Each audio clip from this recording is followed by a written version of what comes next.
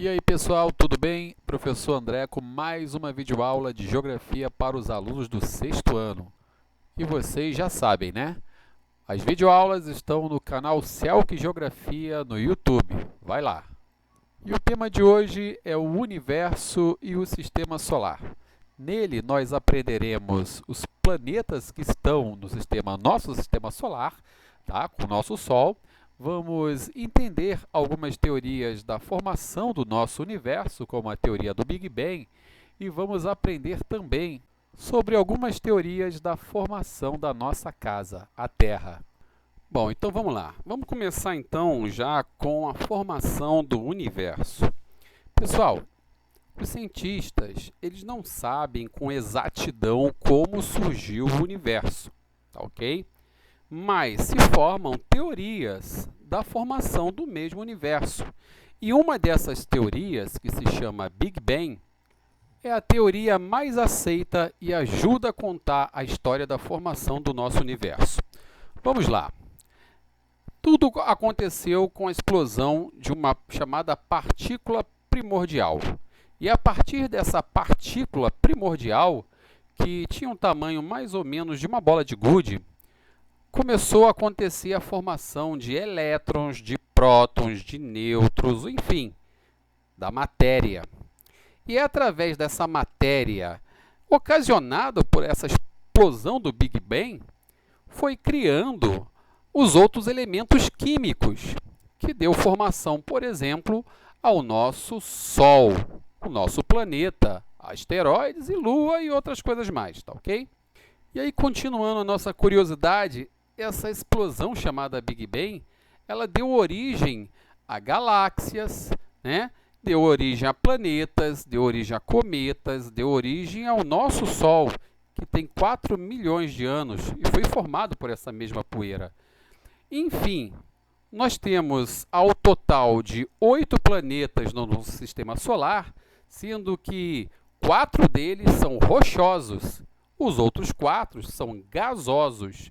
Então, vocês já podem perceber a diversidade de matéria que nós temos no sistema solar formado por essa mesma explosão.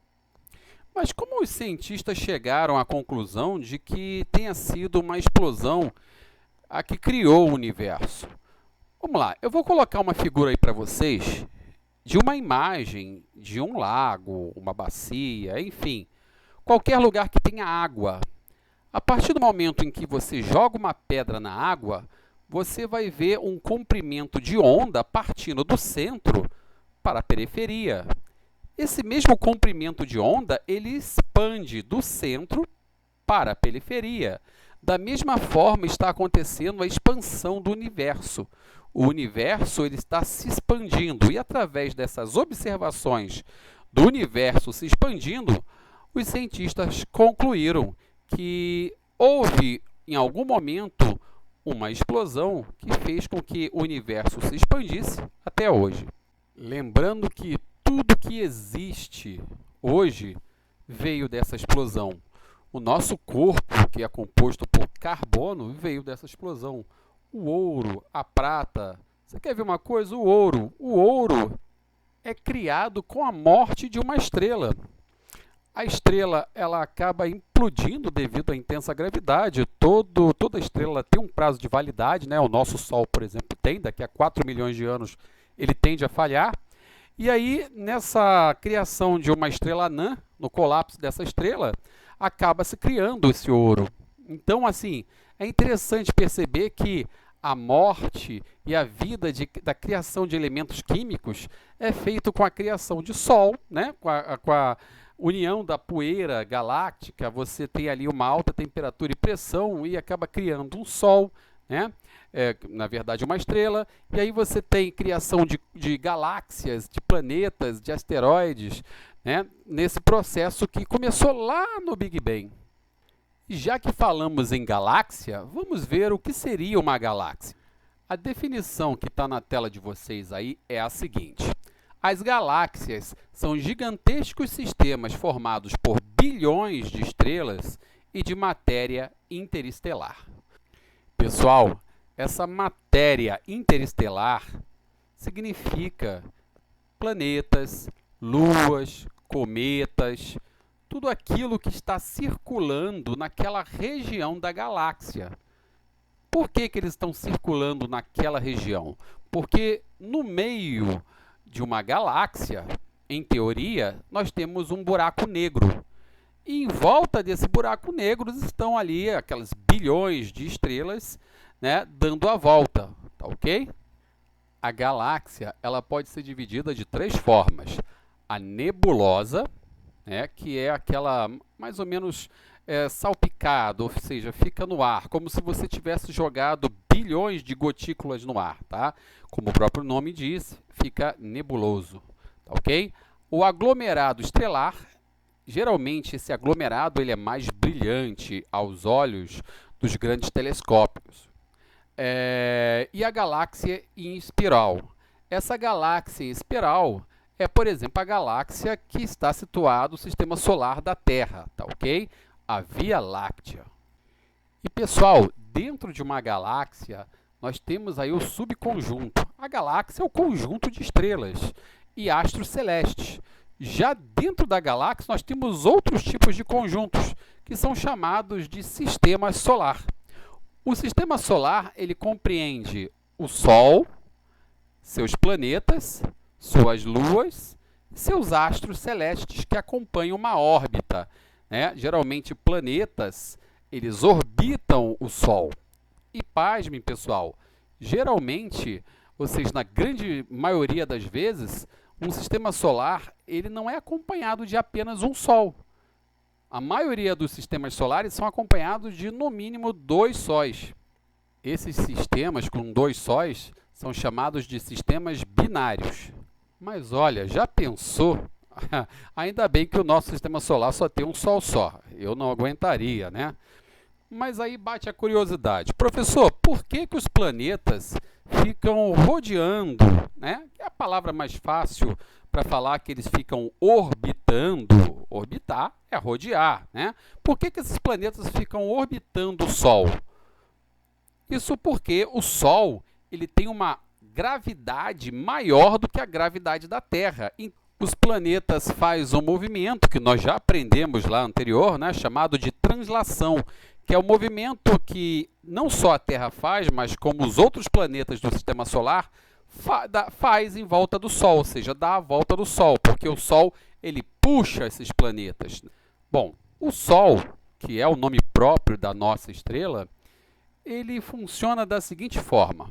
Nós sabemos que o Sol libera calor através de radiação e libera luz também.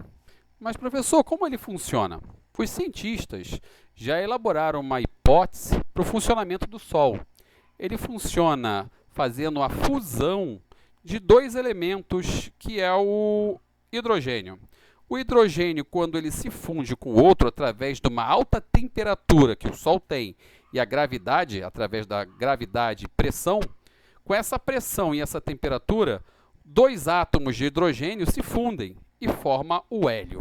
E esse é o combustível do Sol. O Sol ele tem 4 milhões de anos e está na metade da sua vida. Daqui a mais ou menos 4 milhões de anos, ele chega ao fim. Por quê? Porque ele vai consumir todo o hidrogênio, aí ele vai começar a consumir o hélio. Quando ele começar a consumir o hélio, aí é a morte de todo o sistema solar.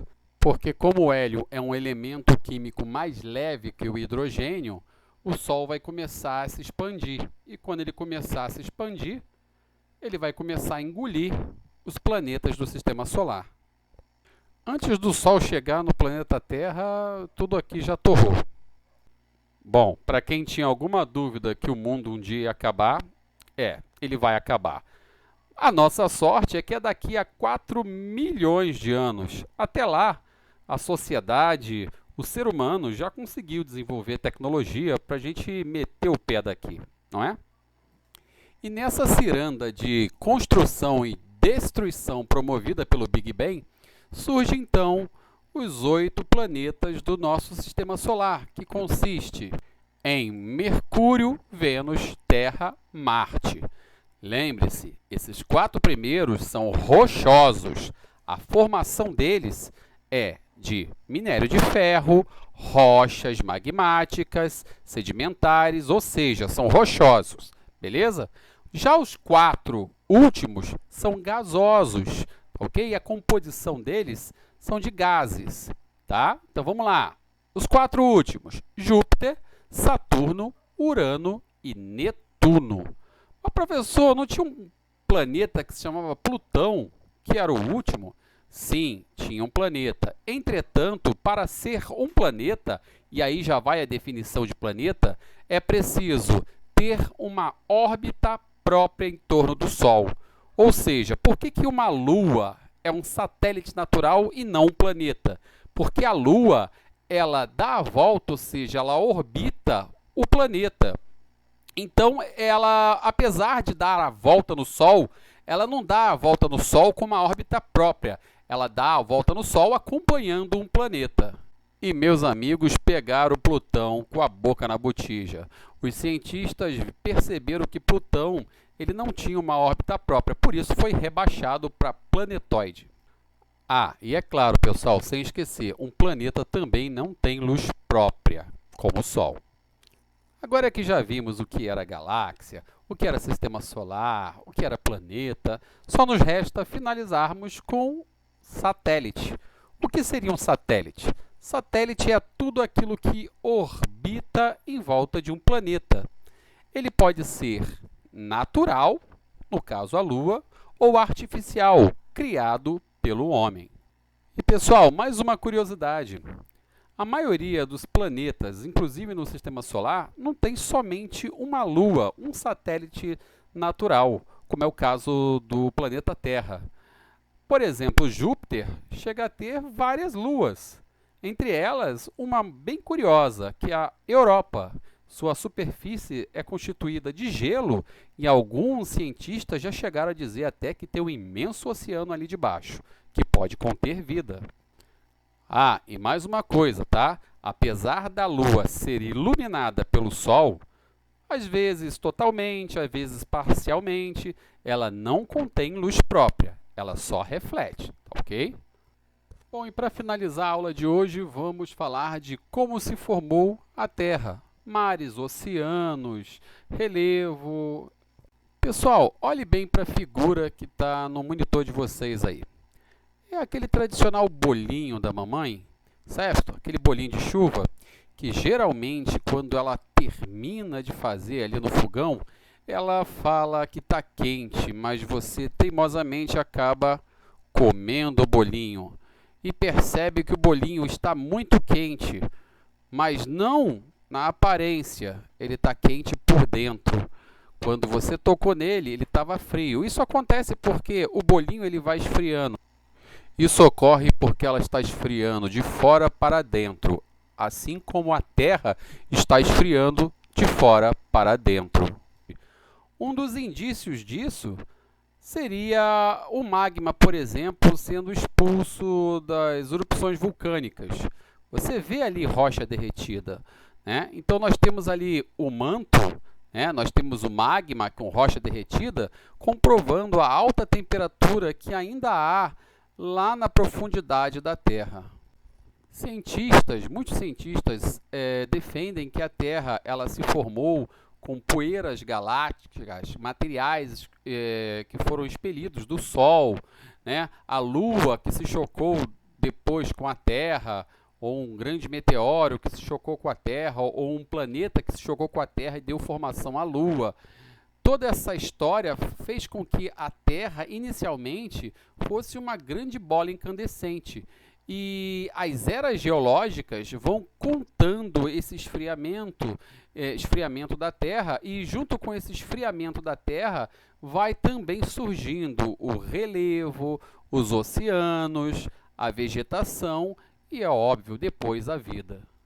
Então, para melhor compreender a formação da Terra, os cientistas dividiram o tempo de formação da Terra em eras, chamaram de eras geológicas, que geralmente dura milhões de anos e até bilhões de anos. Cada era com a característica, com a formação de algo muito importante para a Terra. como a formação das primeiras montanhas, a formação dos oceanos, como já foi dito, né? E bom, pessoal, eu já tenho consciência que vocês já estudaram isso com a professora Carol. Então, em vez de eu pegar toda aquela classificação, eu vou resumir a classificação em 4 categorias, ou seja, 4 eras geológicas, para facilitar o nosso estudo e a compreensão. Bom, e começamos pela a era pré-cambriana. Essa era pré-cambriana começou a surgir as primeiras formações montanhosas cristalinas, tá? Também começou a surgir os oceanos, através das erupções de grandes vulcões, começou a sair da lava também carbono, começou a sair hidrogênio, começou a sair oxigênio, e desses componentes químicos começaram a surgir as primeiras precipitações, as chuvas, que deram origem aos primeiros oceanos.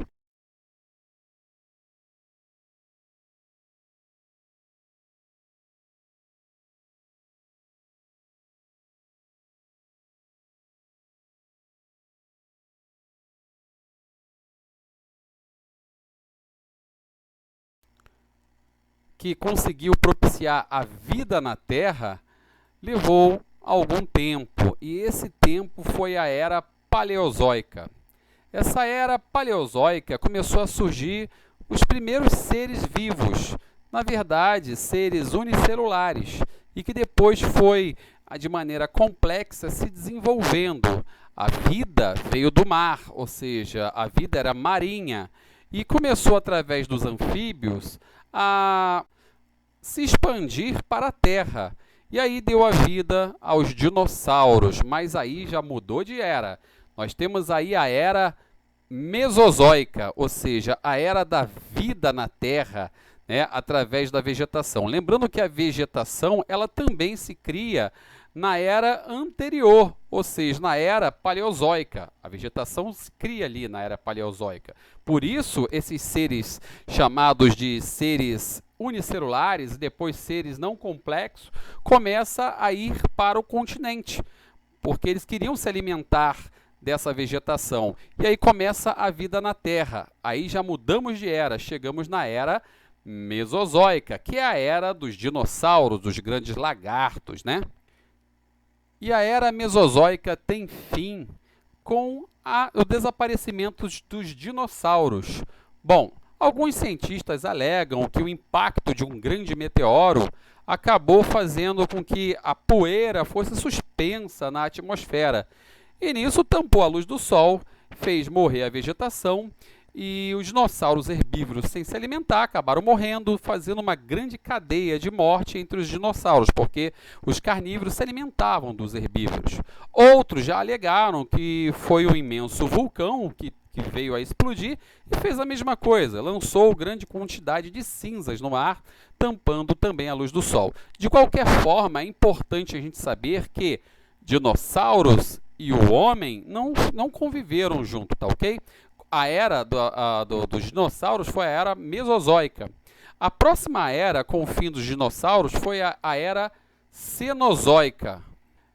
Essa era, ela marca o aparecimento dos grandes mamíferos, ou seja, o domínio dos mamíferos, né? E depois uma era do gelo, e logo depois da era do gelo, o aparecimento do homem, né? O Australopithecus, Homo erectus, né? E outros. E no fim, o Homo sapiens. E como é que esses cientistas conseguem contar a história do planeta? Através dos registros fósseis, que nada mais é do que a mineralização dos esqueletos dos dinossauros, por exemplo, através de registros como desenhos rupestres e através de outras coisas que vão sendo desenterradas com o tempo. São chamados paleontólogos. Bom, pessoal, nossa videoaula acaba por aqui e a gente se vê na próxima videoaula, tá ok? Um abração e até mais.